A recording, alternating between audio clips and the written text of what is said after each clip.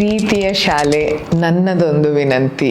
ನಮ್ಮ ಮಕ್ಕಳನ್ನು ಬಿಸಿಲಿನಲ್ಲಿ ಆಡಲು ಬಿಡಿ, ಸೂರ್ಯನಡಿ ಬೆಳೆಯಲು ಬಿಡಿ. ನಮ್ಮಿಂದಂತೂ ಖಂಡಿತ ಇದು ಮಾಡಲು ಸಾಧ್ಯನೇ ಇಲ್ಲ. ಯಾಕಂದರೆ ದಿನಾಗ್ಲೂ ಅವರು ನಿಮ್ಮ ಹತ್ರ ಬರ್ತಾರೆ ಬೆಳಗ್ಗೆ. ನಾವು ಚಿಕ್ಕವರಿದ್ದಾಗ ಸೂರ್ಯನಡಿ ನಡೀತಿತ್ತು ನಮ್ಮ ಪ್ರಾರ್ಥನೆ, ಮಧ್ಯಾಹ್ನದ ಊಟ, ಸಂಜೆ ಹೋಗಕ್ಕೆ ಮುಂಚೆ ಬೆವರು ಇಳಿಸ್ತಾ ಇದ್ವಿ ಅಲ್ವಾ.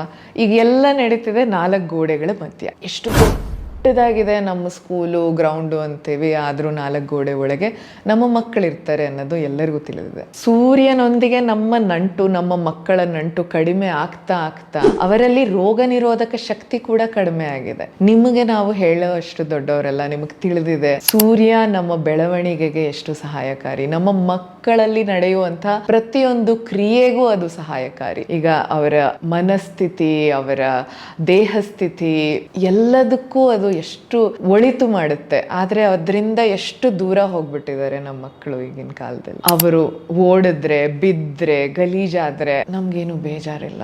ದಯವಿಟ್ಟು ಅವರನ್ನ ಬಿಸಿಲಿನಲ್ಲಿ ಆಡಲು ಬಿಡಿ, ಸೂರ್ಯನಡಿ ಬೆಳೆಯಲು ಬಿಡಿ.